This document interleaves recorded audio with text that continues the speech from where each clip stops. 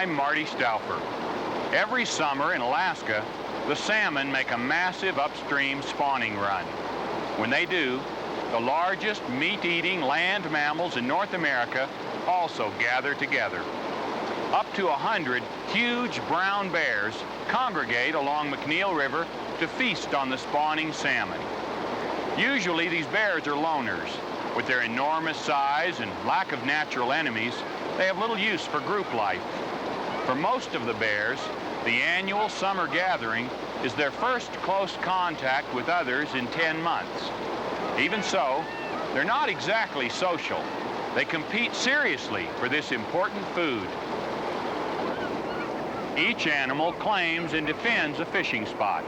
It's a matter of survival as the bears recover from the last winter and prepare for the next on this protein-rich fish. But there's a great deal of humor, too, in how these huge bears approach the task of getting the salmon out of the raging river. And the cast of animal characters is as varied as it is intriguing. Join me now for a look at one of nature's most awesome and amusing spectacles, here at Alaska's River of the Bears.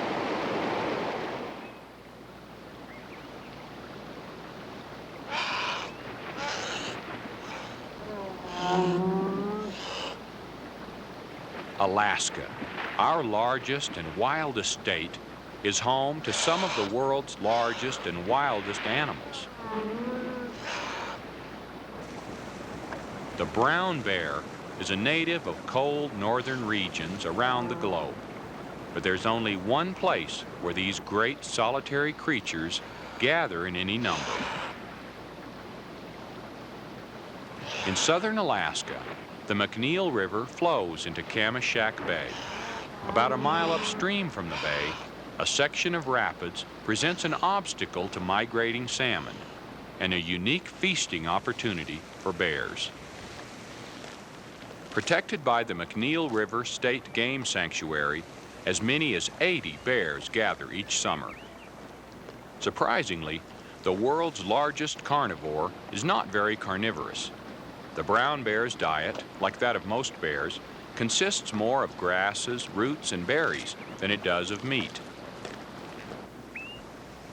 But when early summer greens the Alaskan peninsula and swells the waters of the McNeil, the bears do not come to the river to eat grass. What draws them is a certain type of Pacific salmon, fattened from years of feeding in the sea, years of preparing for the major and final journey of their lives.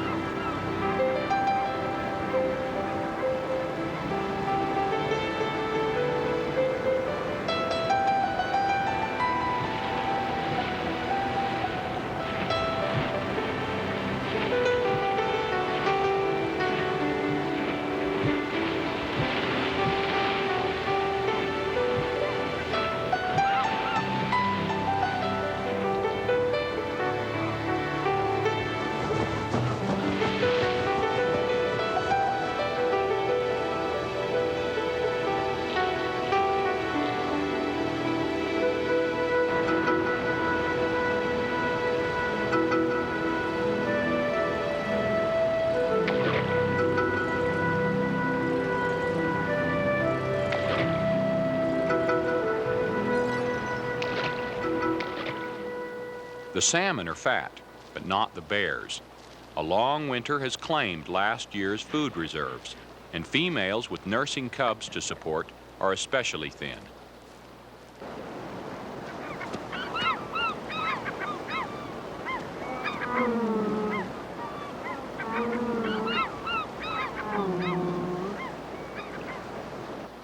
But now it's time for the cubs to take the first steps toward the day, a year or two from now, when they'll be weaned, and also time for the mother to regain her strength. Male bears, boars like this one, and sows too young to breed, have only their own stomachs to fill. But the mother bears sometimes have as many as 4 cubs to feed, and to teach to feed themselves.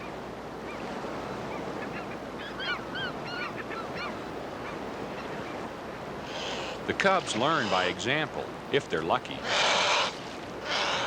Their mother is watchful, but does not coddle them.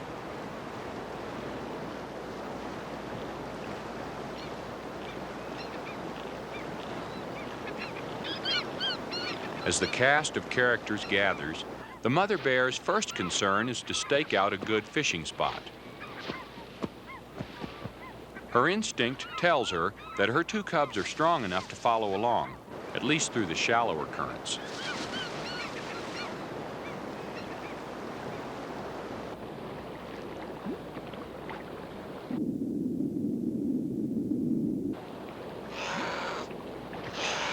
Bears are natural swimmers and divers, as powerful in the water as they are on land. I've seen as many as 20 bears at once here along the McNeil. As they gather, so do the scavenger seagulls, and with the commotion comes increased competition for fishing spots.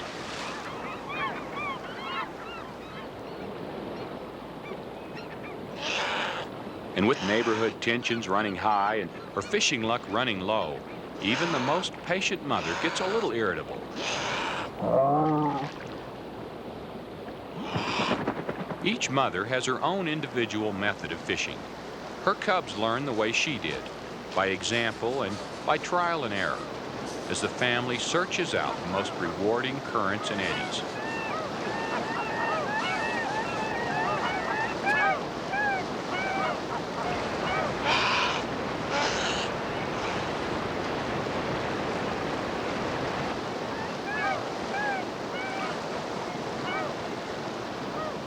Spring and early summer is the normal mating season for brown bears, but the sows possess an unusual adaptive mechanism called delayed implantation. Only when a sow has grown fat enough on salmon and vegetation will the fertilized eggs inside her begin to grow. It's no wonder that a mother's first concern is food.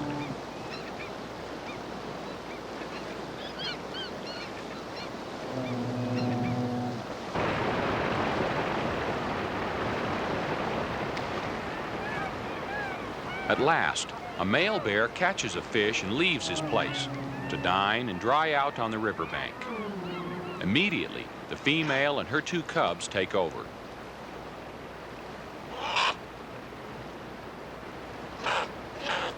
Another female has already caught a fish for her 3 offspring, who waste no time digging in.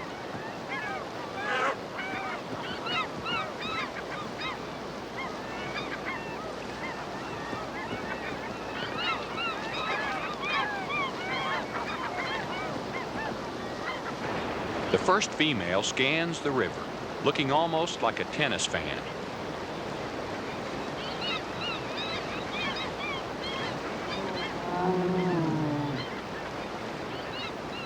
By midday, most of the bears in the area have gathered for what seems like a pleasant picnic. But things are not always so peaceful, as these 2 older but still inexperienced cubs are about to learn.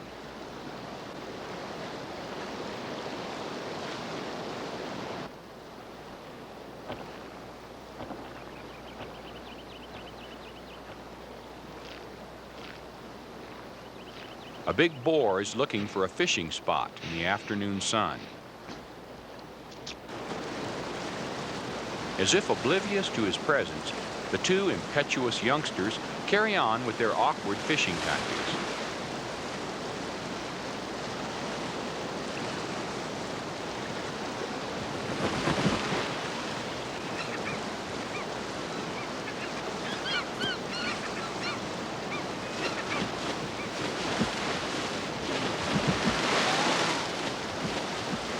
The big male is patient, or maybe he's just puzzled by all this frantic activity. But he doesn't stay puzzled for long.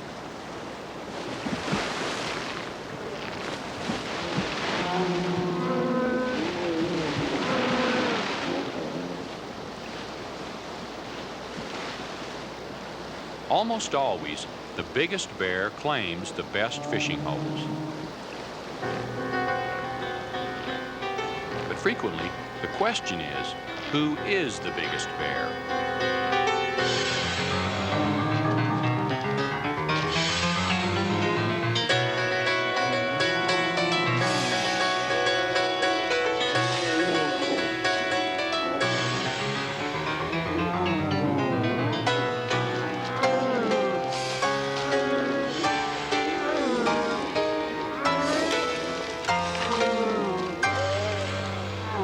One fight sets off another.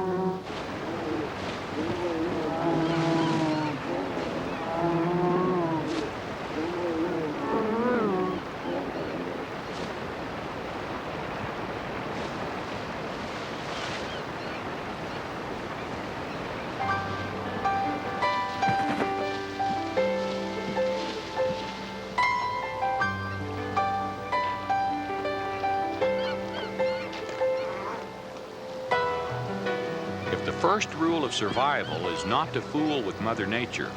The second is definitely not to fool with a mother bear.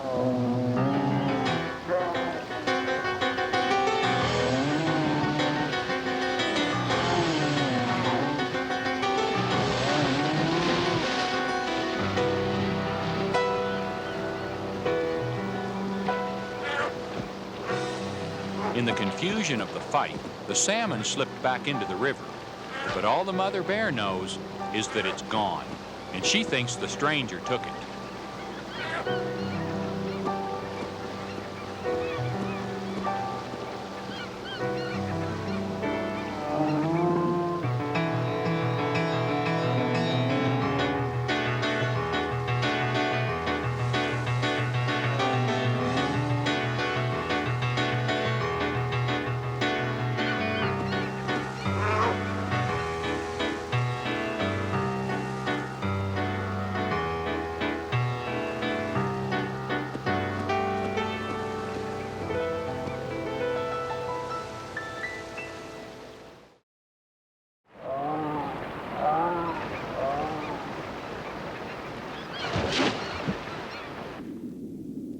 Though 5 species of Pacific salmon migrate up the McNeil to spawn, the bear's favorite is the smaller, calico-colored chum salmon. There are as many fishing styles as there are bears. Some, like this young female, are very active in the water, while others are more slow and steady. And still others seem to depend on someone else to make the catch for them.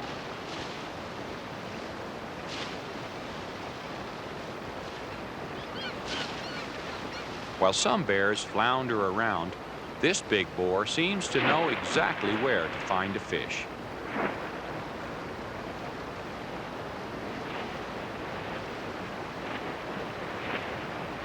Meals are usually taken ashore to be eaten. I've seen an experienced bear like this one catch and eat 2 salmon in 15 minutes with only a half-dozen dives.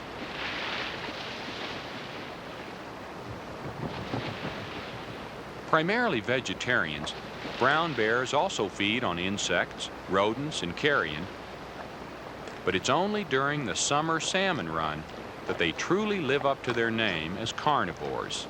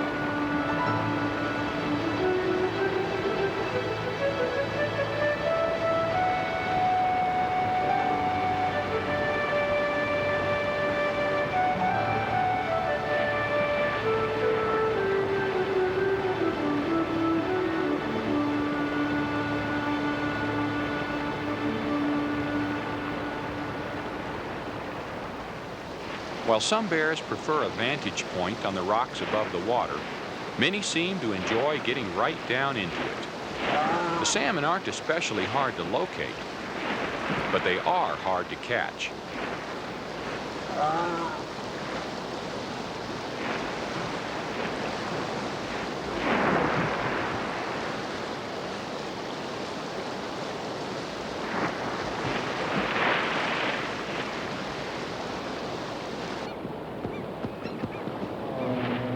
One favorite technique might be called the midstream swipe. But by far the most widely used method is the plain old belly flop.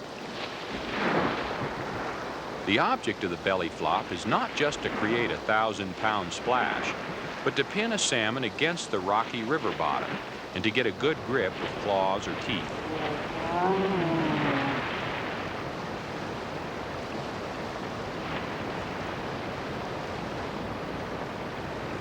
Bears are highly intelligent animals, and no two of them are alike.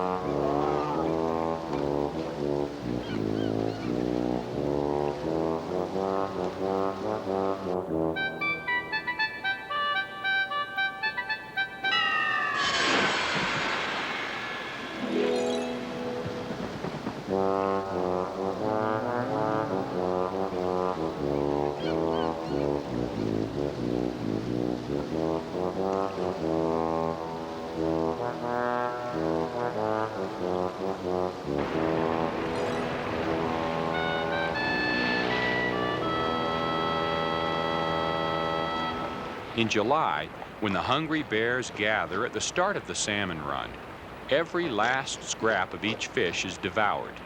Later, when they've started to fatten up, they may eat only the roe and leave the rest.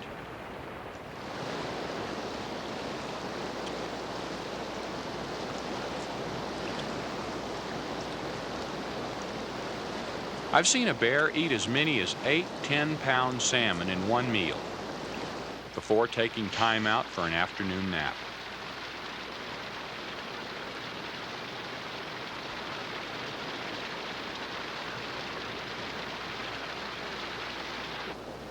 As the summer goes on and the bears gain practice, their fishing methods become calmer and more deliberate.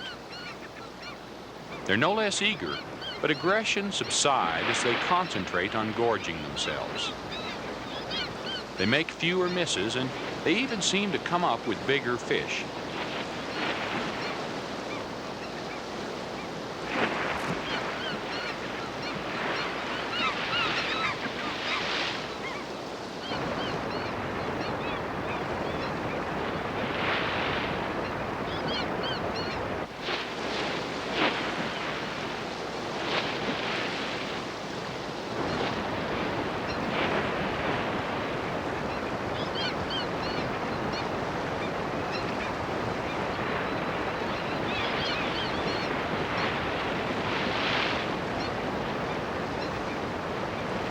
This young boar seems almost to be flaunting his prize catch of the day.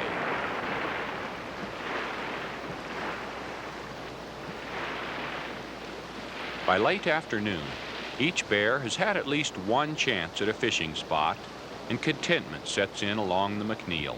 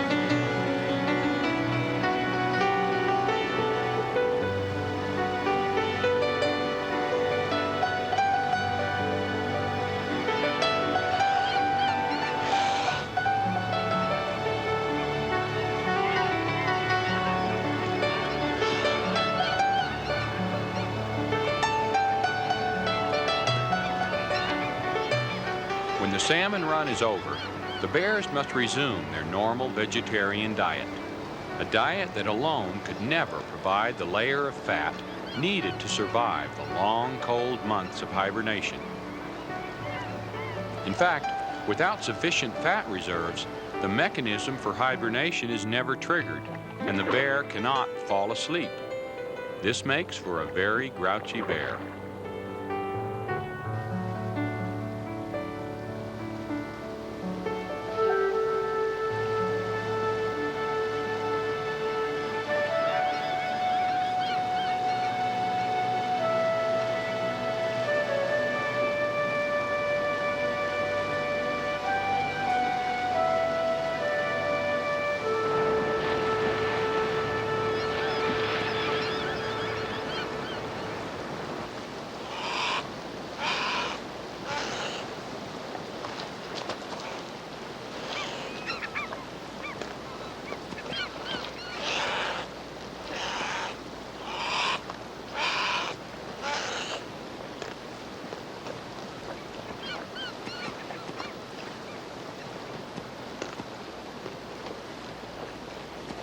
The mother bear must protect her own interest as well as that of her cubs.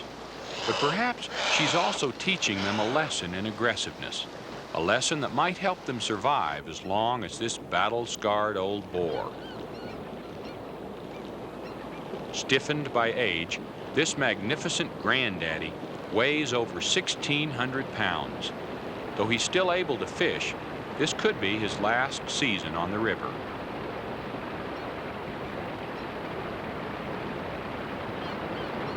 Even now, he keeps an aloof distance from the other bears, as if sensing that he may no longer be able to compete.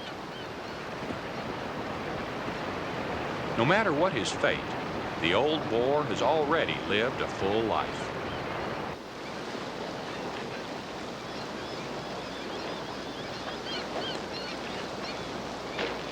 Like these young cubs that might even be his offspring, he too weighed only about 1 pound at birth. Like them, he learned in his early years to claim and catch his share of McNeil's bounty.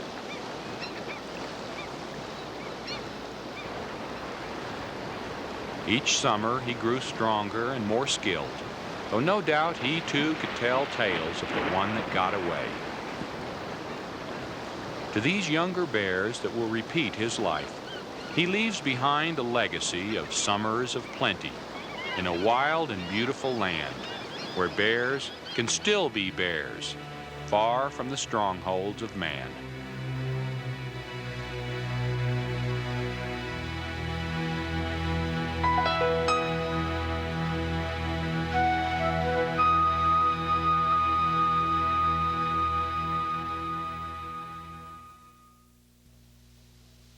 By the end of summer, the bears have eaten their fill of salmon and have grown a reserve fat layer as a result. It's nature's way of preparing them for the long, lean winter to come. These brown bears are more fortunate than their southern cousins, the grizzly bears. Only a small number of grizzlies remain below the Canadian border, and those that are left face increasing pressures from man and his activities. In fact, no bear anywhere on Earth is safe. All must constantly contend with human progress. Our protection is vital to the lives of these majestic animals. Only with it can we continue to see the amazing spectacle of the River of the Bears. I'm Marty Stouffer. Until next time, enjoy our wild America.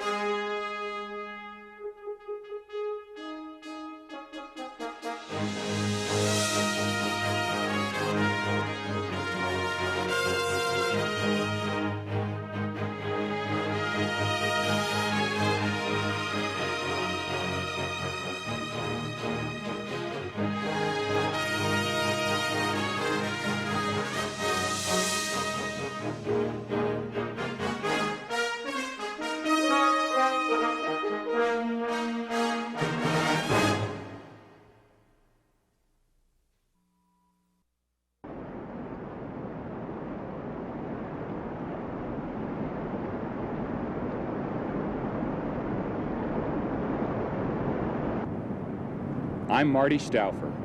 This glorious spot is the Grand Canyon of the Yellowstone River.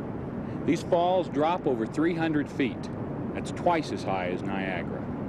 But even more than the scenery and geysers, Yellowstone National Park here in Wyoming means wildlife, and especially bears. When we think of bears, we usually think of grizzlies.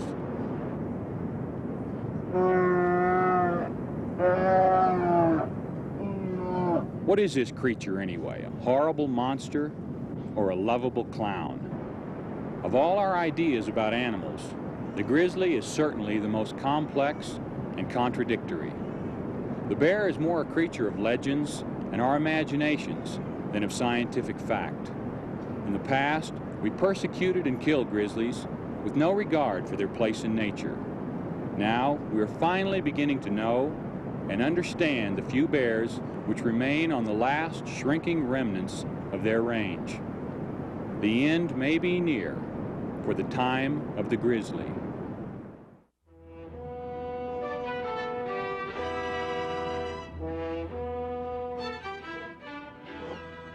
It's the largest carnivore in the world, weighing up to 800 pounds and standing 8 feet tall. It's feared by many and loved by others.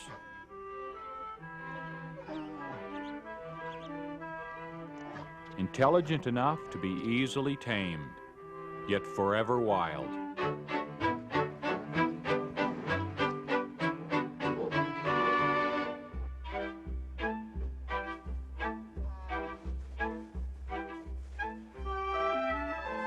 And when a cub, it's among the most playful and inquisitive in the animal world. It's the grizzly bear of North America. But how can you tell a bear is a grizzly? Many, in fact, are grizzled with long, white-tipped hair. But another color phase is blonde, sometimes almost white.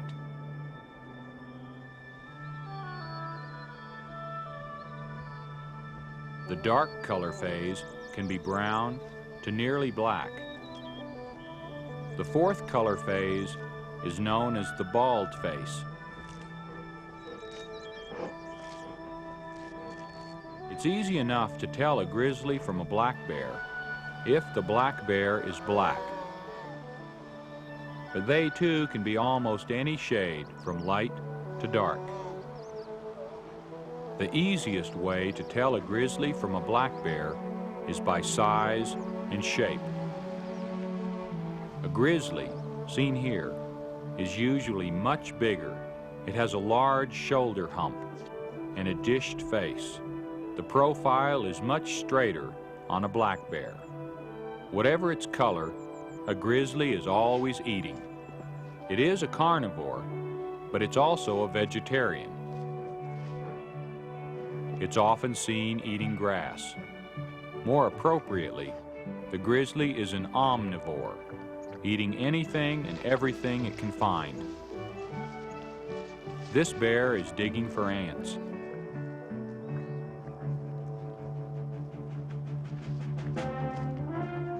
In autumn, berries are a favorite food, and a meadow like this provides a feast for a mother and her cubs. With cold weather approaching, they eat constantly and put on a layer of fat for their winter sleep. The family dens together for 1 or 2 winters. But this winter, the cubs must find their own dens. Their mother has taught them all the secrets of survival, and now they are ready to go off on their own.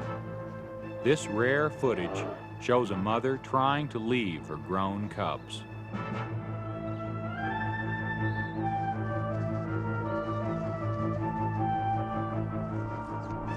The cubs will make a den on a well-drained slope, probably under a tree with roots to hold up the dugout cave.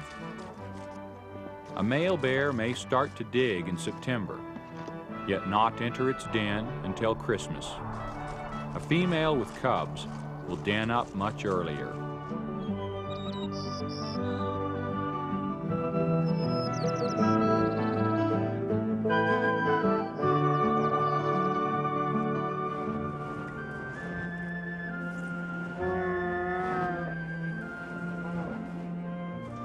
bears will enter their dens when snow is falling, so their tracks will be covered and they won't be followed. I think this survival adaptation is probably a holdover from the days when they were hunted by prehistoric man. Once in the den, all body functions slow down dramatically, and the bear lives off its fat layer, which may be up to 8 inches thick.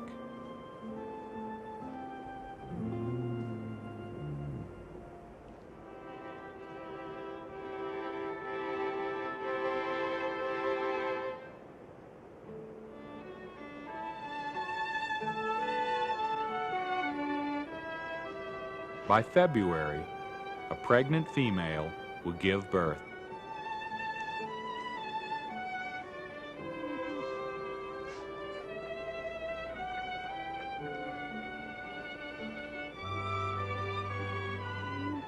Two cubs are the rule, each a little over 1 pound in weight and 1 foot in length. Incredibly tiny compared to their massive mother. The cubs have closed eyes, a thin covering of hair, and are able to do little more than crawl and nurse. The female bear was bred last July, but the fertilized eggs remained dormant and only started growing in the fall. This is called delayed implantation. It means that the young are born premature. They are so small, in fact, that their mother has no problem producing enough milk for them, even though she herself has not eaten for several months and is not likely to eat for several more.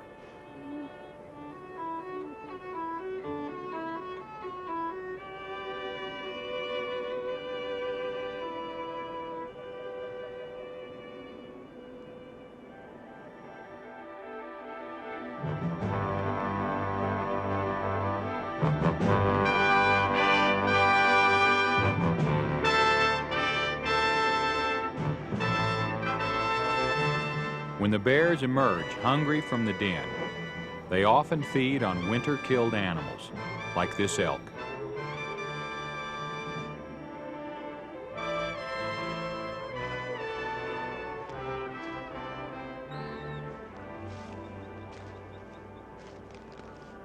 The old males emerge first, as early as March.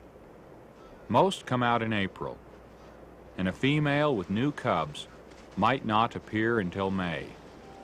For the first time, the cubs meet the outside world, and it's full of delightful surprises. High up on an alpine snowfield, even the normally serious mother grizzly joins in the fun. I've watched adult bears taking the trouble to climb a hill over and over again, just for the brief thrill of sliding down.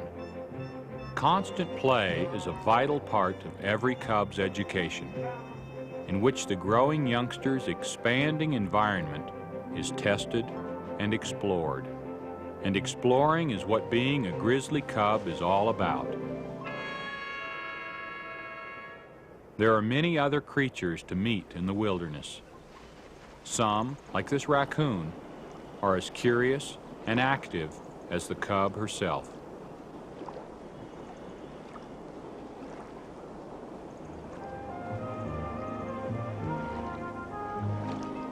This female cub has wandered away from her mother, but Mother Bear is never too far away.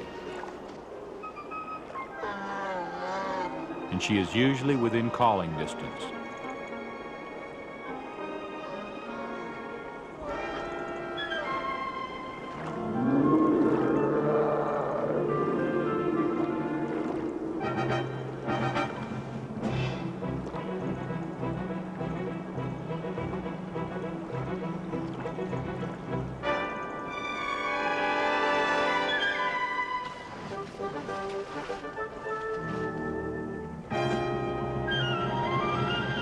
Soon enough, the cub decides to return. But how? The current is too swift here, so she goes downstream.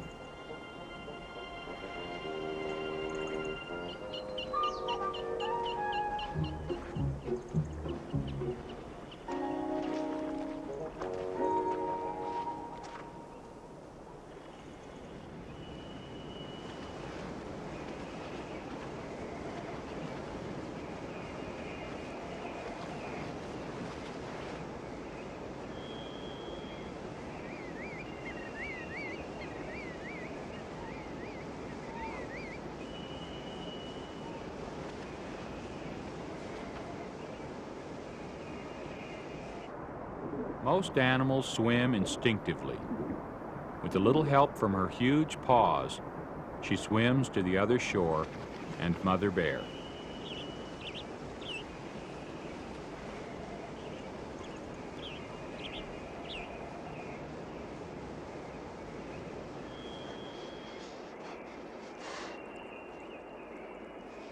Adult grizzlies seldom come together. When two large males meet and compete for one female, the result is bound to be nothing less than spectacular.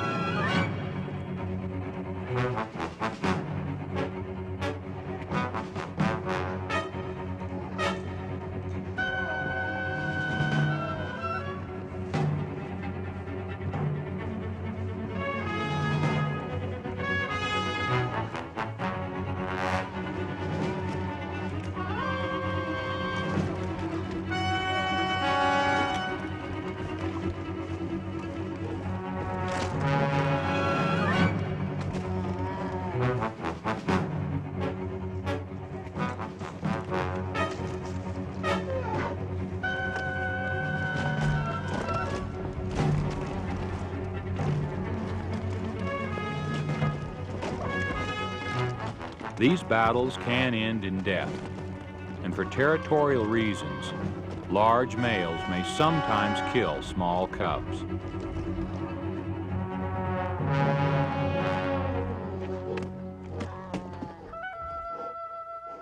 The female, which is much smaller than the males, watches from a safe distance as the winner assumes a dominance posture over the loser, or subordinate bear. Outside of these mating battles and a brief courtship period between male and female, the only other time that the solitary adult bears come together is during the annual salmon run. For these 6-month-old triplets, still nursing, this will be their first taste of meat.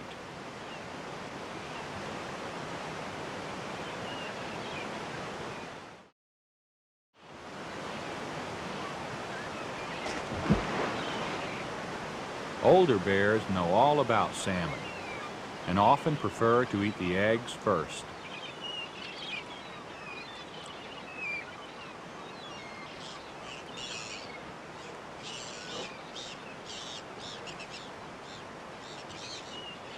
They select and defend the prime fishing spots.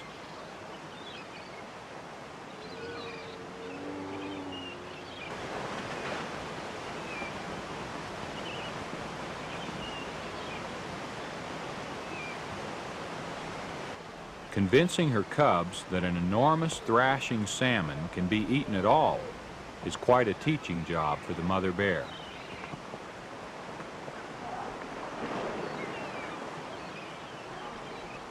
She continues to pull out fish, but her cubs want nothing to do with them.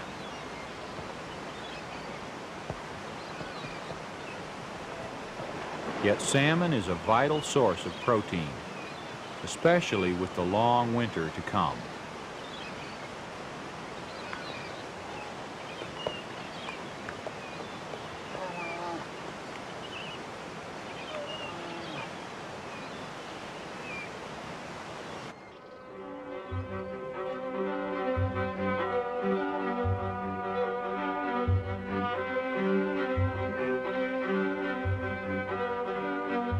Once the fish is subdued, the cubs' curiosity and hunger overcomes their fear.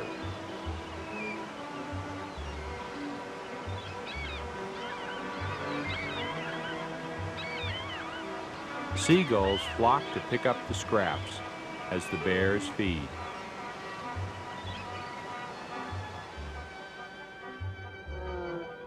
By next spring, the cubs will be ready to hunt on their own. Meat is highly prized, yet hard to come by.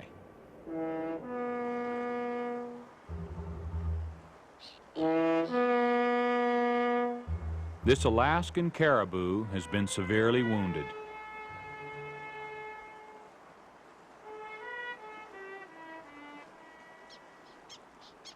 A wandering mother and her cubs are on their never-ending search for food. With her keen nose, she follows the scent of blood. The caribou stands its ground. It could normally defend itself well by simply running away, but its wounds force it to stay and fight.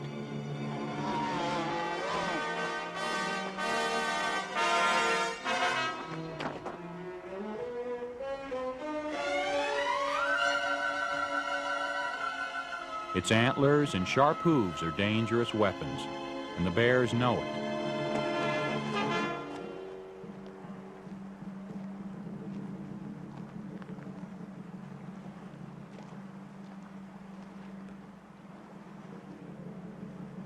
You can see from her cautious approach that this mother bear has not done this sort of thing often. In fact, I think it's quite possible that she has never killed a large animal before. Bears rarely do, but in this unusual situation, her courage is strengthened because she can sense that the caribou is vulnerable.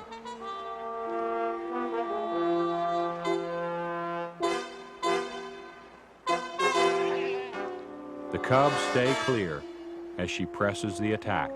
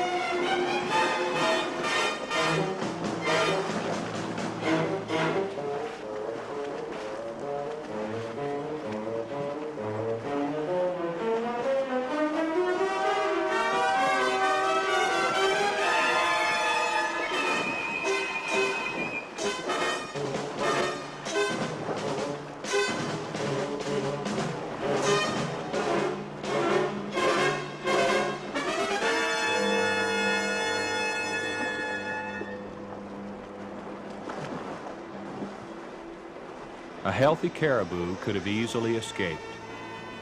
The wounded one becomes prey for the grizzly mother with growing cubs to feed. In the wild, death nourishes life so that the natural cycle can continue as it has for millions of years, not always without a struggle, but certainly always as it was meant to be. When we see that a grizzly can kill an animal much larger than itself, we naturally are concerned that it could also kill us. Is the bear a horrible monster? I don't think so, especially when you realize that in North America, fewer people are killed by bears each year than are killed by honeybees or lightning. It's just that bears are more dramatic, and the bad ones always make the headlines. In the few instances when bears and humans clash, the conflict is almost always avoidable. Hunters, of course, know that a wounded bear can be deadly, but anyone who ventures into grizzly territory also needs to know about other dangers. The main one is approaching a female with cubs and giving her the mistaken impression that you pose a threat to her family. Bears will also fiercely defend their food supply, such as the carcass of a dead animal, which they pile up with leaves and dirt into a 4 or 5 foot mound. If you find such a mound, stay away. There are several other rules for correct behavior in grizzly country, so before you go camping, do some research. Learn how not to attract bears to your campsite and how to keep threatening encounters to a minimum.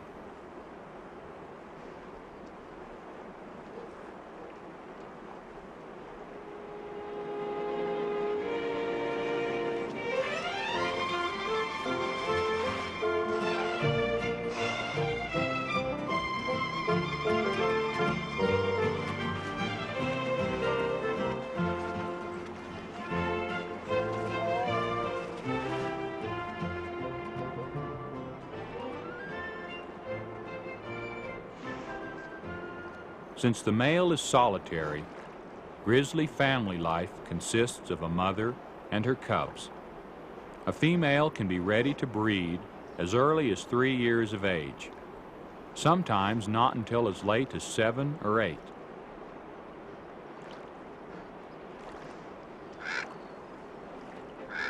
She spends several years with her cubs, caring for them and teaching them the ways of the wilderness.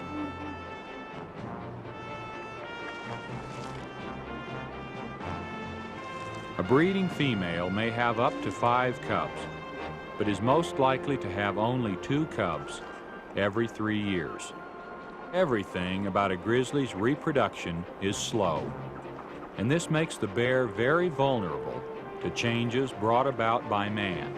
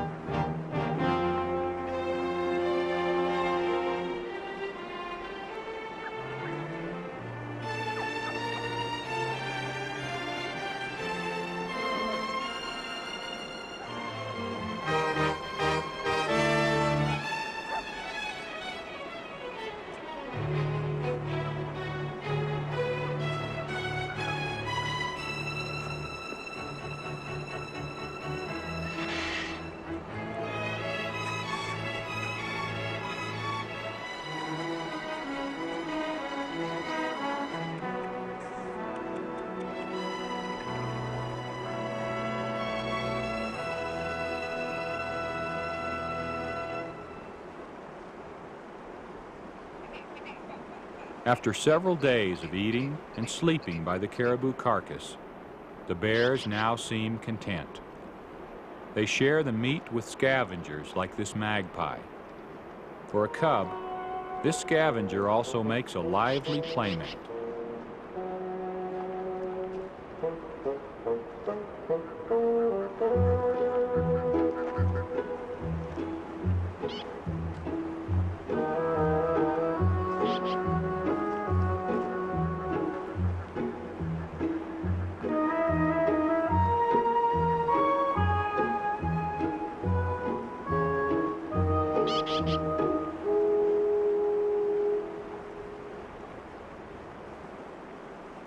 Even inanimate rocks make good toys.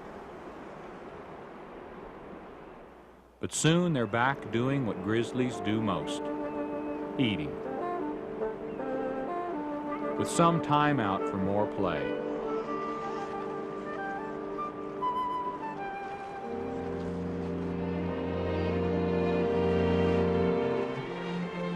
While the mother rests, the river rises, and finally the caribou carcass floats away. The playful cubs don't seem to be bothered. The caribou was an unexpected and welcome find for them all. Now it returns to the inevitable flow of life.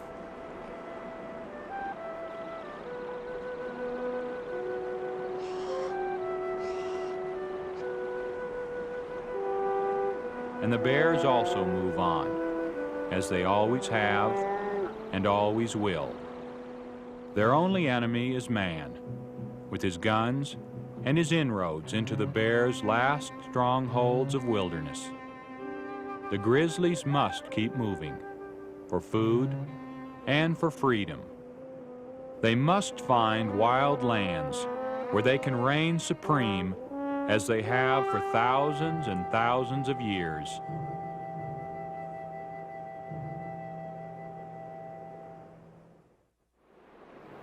The grizzly bear was once a symbol of the Wild West. That West is gone forever, and with it, most of the bear's former range. More than any other animal, the grizzly requires large areas of undisturbed wilderness far from man. Even a small intrusion like road building can drive it away. The grizzly's last strongholds must be protected. We must learn to understand and accept this magnificent animal, even if that means that we won't be able to live or play near it. Only we can make sure that tomorrow will also be the time of the grizzly. I'm Marty Stouffer. Until next time, enjoy our wild America.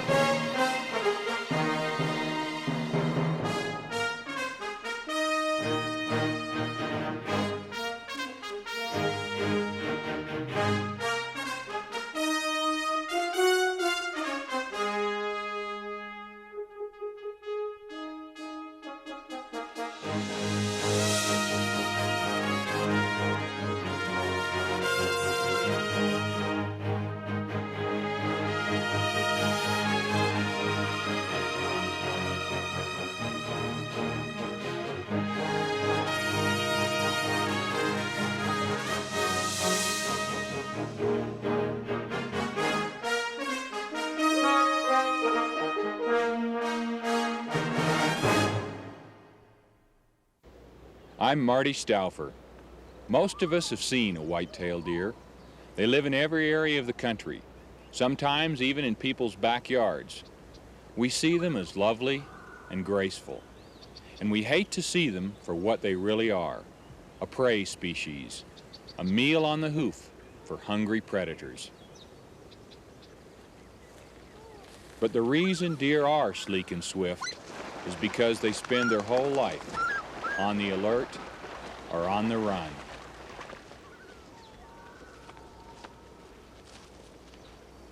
One of the deer's many predators is the wolf, a creature of legends, myths, and fairy tales.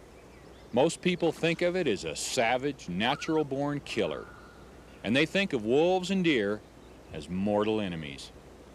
The truth is, although they each depend partially on instinct, both wolves and deer must learn their respective roles as predator and prey. When young, they learn vital survival skills through imitation and play. Their education starts at birth for the wolf and the whitetail.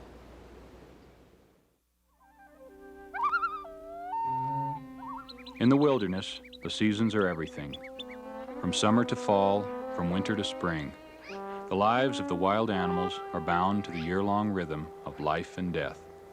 For the survivors of winter's harsh test, spring is a time of renewal.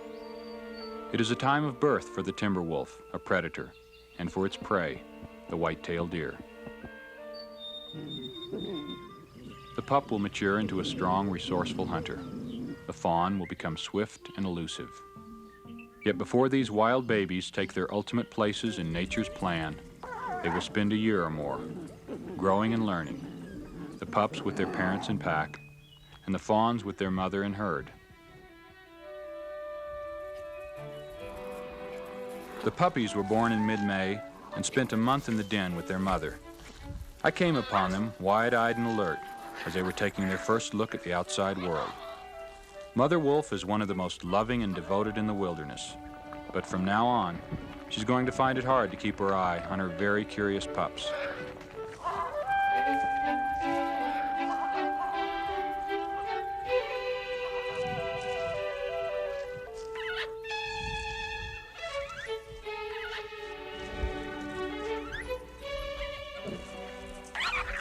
As they enter the outside world, they also enter a period of intense socialization, in which they will form lasting ties with each other and with their aunts and uncles, members of the extended family, or pack.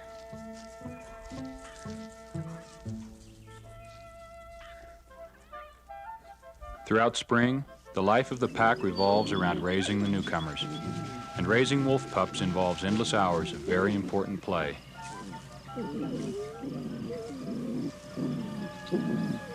Only one litter is born to the pack each spring. On that litter is lavished all the affection and attention of the adults, even though the babies were born to the alpha male and alpha female. This pack I observed had 7 members. Well organized and disciplined, the pack is ruled by a social dominance order. At the top are the leaders, alpha male and alpha female. Down the social ladder, each member of the pack has a certain rank. That rank is supported and defined by gestures and postures, submissive and dominant, what we could call body language. By using body language, each wolf establishes and defends its position in the pack. At an early age, play helps to decide their places.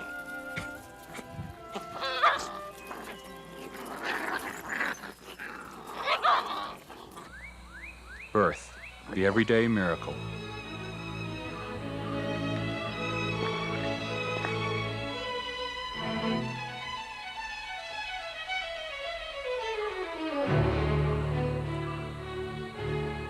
To witness the birth of a wild animal is rare.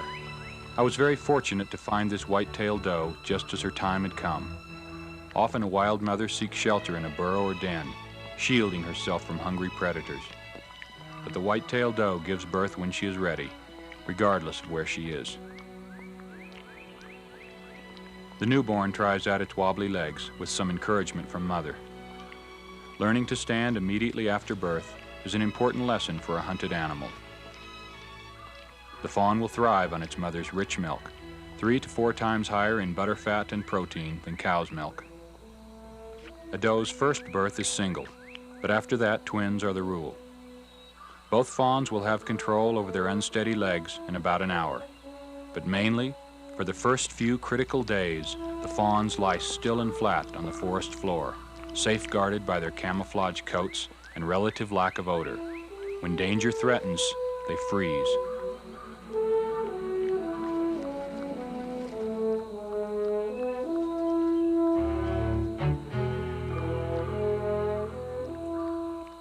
As soon as they are dry and have had their first meal, she leads them away to a safer, more secluded spot.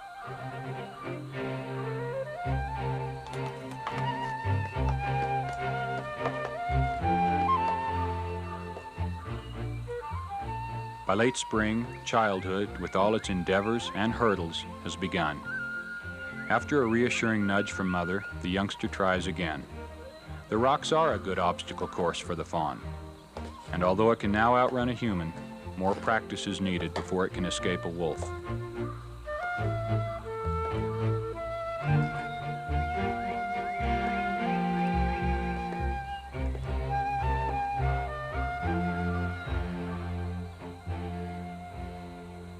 Ears, like radar antennae, scan the air for the slightest sound. The doe depends on her sensitive hearing to locate her fawns and to detect predators. The young whitetails, too, learn to use their eyes, ears, and nose, and to keep walking, always putting more distance between predators and themselves. When lying down, they also try to keep their nose to the prevailing wind. Only the most alert are still alive now, at age 2 weeks. A young wolf will put anything and everything into its mouth, both a terrific game and an important lesson for later. Someday it will have to carry meat for miles to feed its own pups.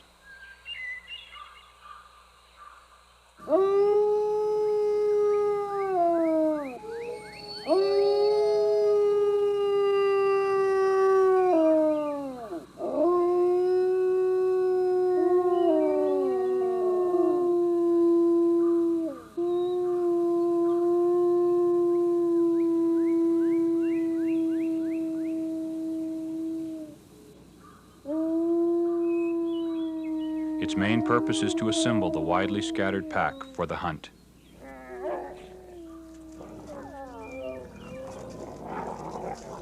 And as the pack gathers near the den site, a great group ceremony takes place. Even after a short separation, the pack members greet one another with enthusiasm. The subordinates surround and nuzzle the alpha male. This submissive gesture says they are hungry. Yet no matter how hungry the pack is, they won't begin the hunt until the leader is ready.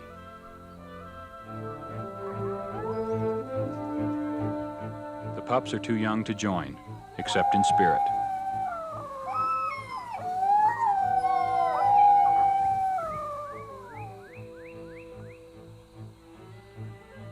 An ant babysits while mother goes off to hunt.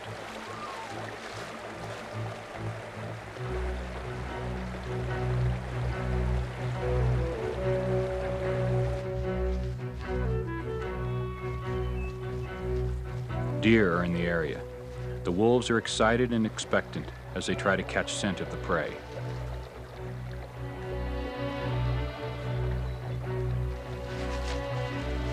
Their excitement grows. They've scented the quarry. Healthy adults can run faster than wolves, but this yearling may find it hard to escape. It tries its mother's first lesson, concealment, but the wolves are too close and too many. It must flee.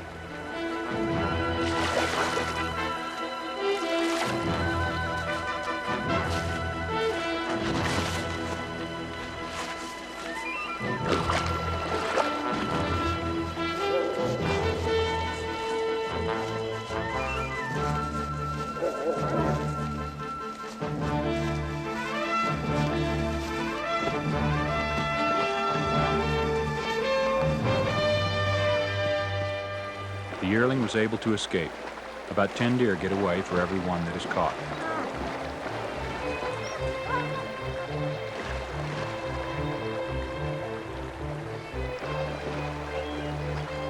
The hunt must continue.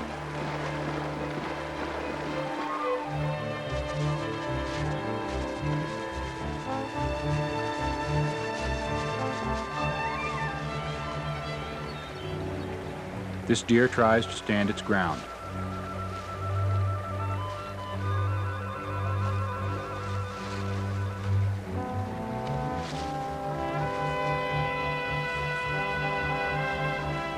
Its defense tactic confuses the wolf. Wolves are cursorial, or running animals, and need a moving target.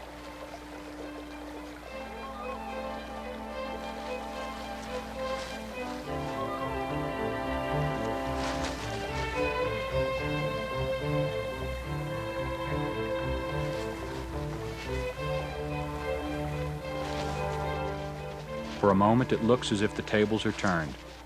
But as the pack closes in, the deer must change its defense plan.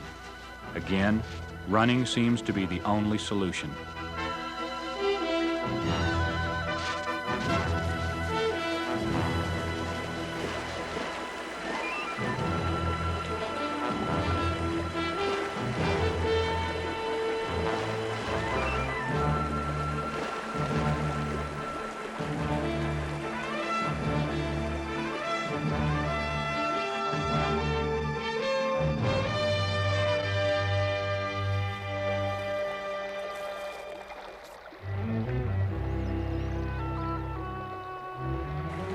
Killing, for the wolves, is as natural and inevitable as the passage of the sun across the sky.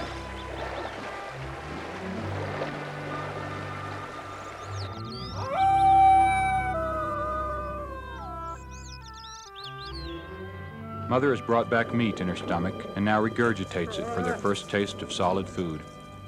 The purpose of regurgitation? It allows an animal to travel far, for the wolves as many as 15 to 20 miles in a single hunt, and bring back fresh food for the young. Nearly every part of the whitetail is used. Its skin and bones make entertaining and educational toys. By playing with all parts of the deer, the pups become familiar with the smell, taste, and feel of future prey.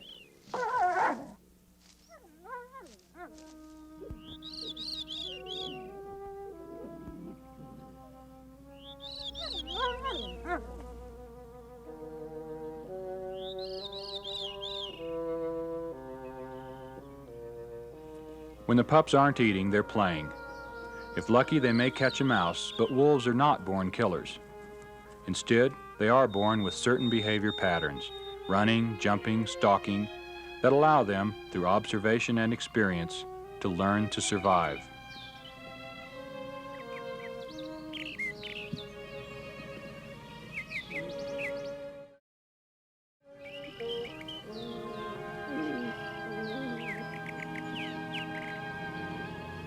One day, this young deer and this young wolf will be mortal enemies.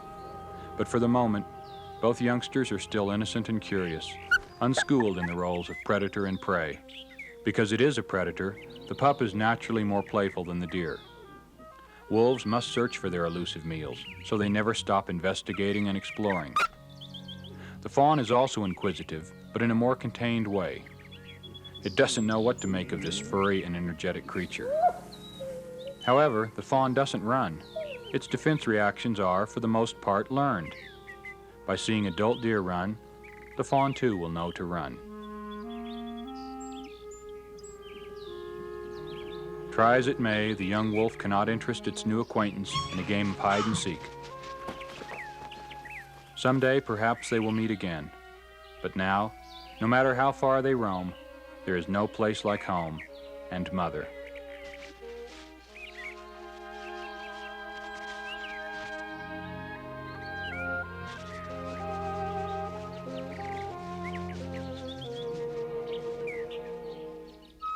For the rest of the summer, the wild babies will run and play, venturing further and further from their homes and parents.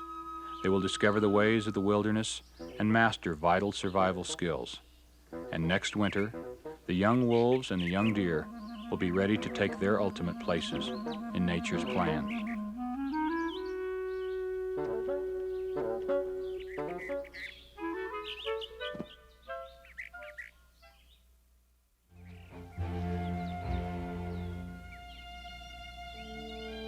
Summer has been good for the wolf pups, and they too have grown strong. Perhaps by looking at the social structure of the wolf pack, we can find some insight into our behavior. Because 10,000 years ago, we were also group hunters. In fact, some anthropologists believe the social life of wolves to be identical to the life of early humans. There is a dominance order in which commands are given and tasks carried out. Different generations of the same family live together. Many individuals cooperate in the hunting of large prey, and, for a prolonged period, the young are dependent on adults to teach them the laws of their society.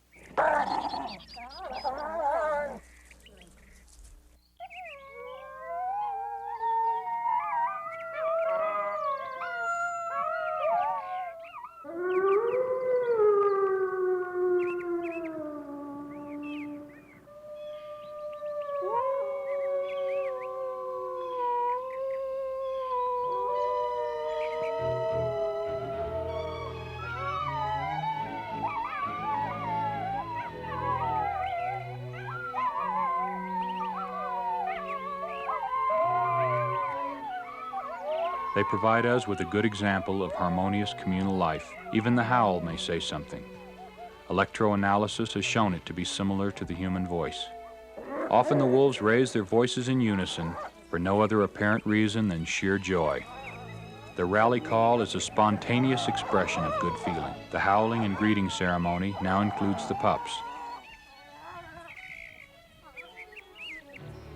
They have found their places in the pack's social order and act accordingly, with displays of dominance and submission. Bonds between all members of the pack are firm. These lifetime bonds are severed when a human kills a wolf. And if the leader is killed, a state of chaos and confusion results. It may take the rest of the pack several years to recover.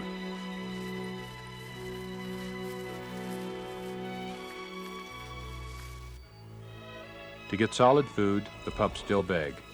Now, at the end of summer, the adolescents have had many hours of make-believe hunting. The day of their first real hunt draws near.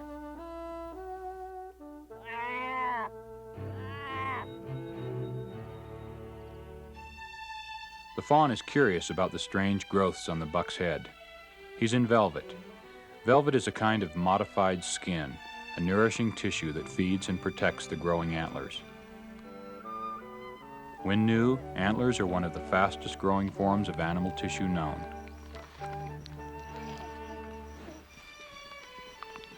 A young deer starts to grow them when he enters his second spring. He will shed them in winter. When growth is stopped for the year, the velvet dries and peels, revealing hard antlers.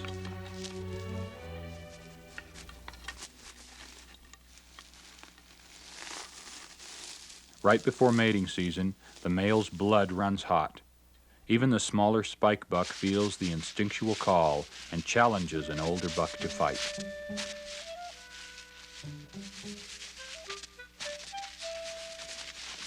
But it's not for the championship. The spike buck won't enter the mating contest in earnest until next fall.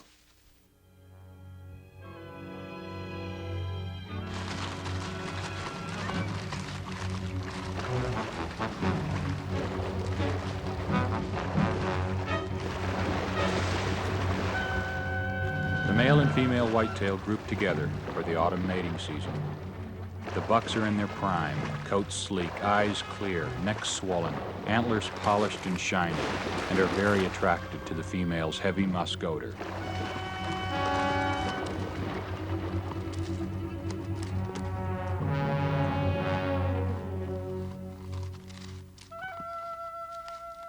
Drawn together in an ancient instinctual embrace, the male and female complete the grand circle of life. In 6 to 7 months, the does will again give birth to their fawns. With the mating season over, each animal begins its preparation for the harshest test of all, winter. It is the time when the drama of predator and prey is made vivid.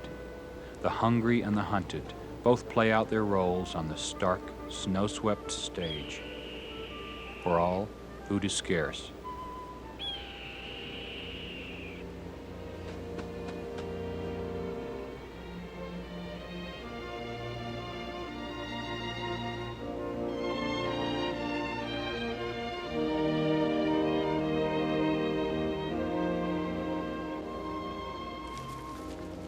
For the deer, availability of food is the biggest factor determining herd size.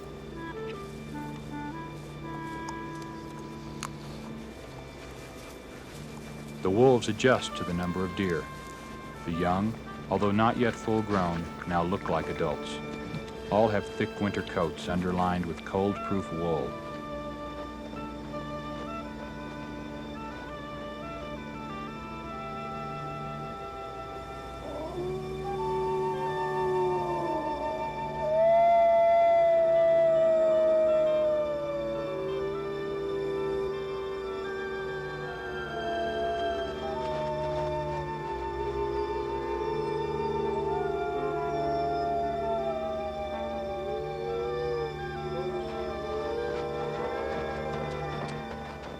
In deep snow, wolves have the advantage over deer, but because the deer have yarded, the snow is trampled down, and they find escape easier. One buck stays behind, strong and unafraid. This is probably one of the many confrontations the buck has had with wolves.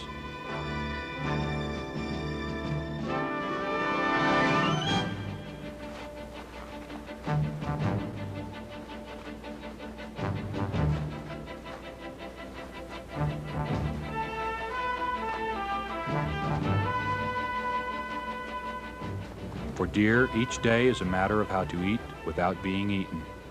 But contrary to what many people think, a single wolf cannot kill a healthy deer. He graduated long ago from the school of survival. As a gesture of victory, the buck polishes the weapons that have just served him so well.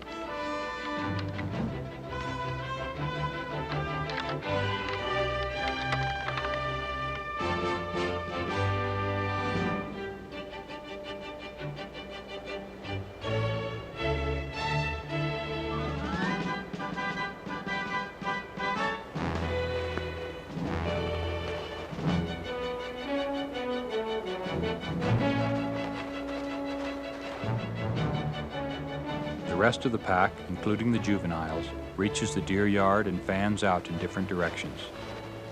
The wolves find a deer that was unable to escape with the herd, one that is weak and unhealthy. I thought it was dying of malnutrition. Predators in balance with their prey keep the herd in top condition, like a gardener pulling weeds. The young wolves watch and learn.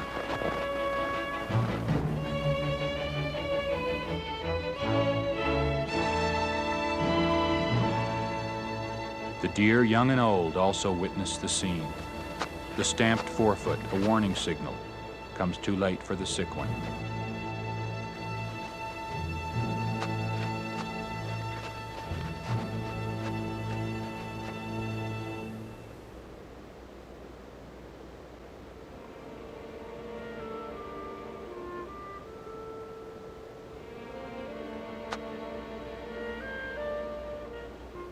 final lesson for the young wolves and for the young deer.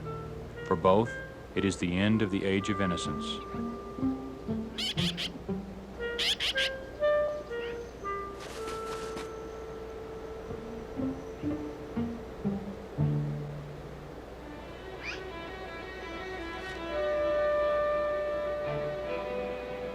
It's a familiar smell, first introduced months ago back at the den. The youngsters now know that deer are food and that killing means eating. From now on, they will accompany the adults on the hunt.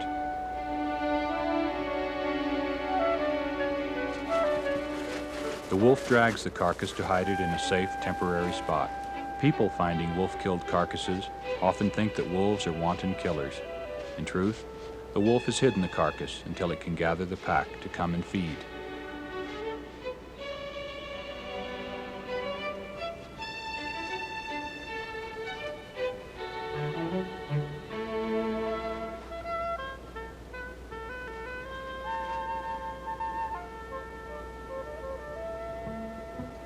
In the wilderness, death is as natural as life. Unlike humans, animals are not burdened with the knowledge that they too will someday die. The wolf and the whitetail, both are halves of one whole. The wolves, by killing the weak and diseased, allow the strong and healthy to prosper. The deer feed the wolves, and the wolves keep the deer strong. And as long as there are wolves and whitetail, as long as their babies can grow to take their ultimate places in nature's plan, the primitive struggle will never end.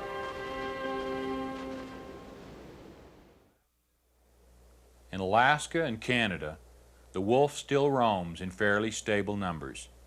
But in the lower 48 states, it only thrives in small areas of Michigan and Minnesota. There might be a pitiful few left in Montana and Wyoming. We should protect our remaining wolves in the last few places where they still survive. And we should try to reintroduce them into selected areas, like our national parks, where they were killed off in the past.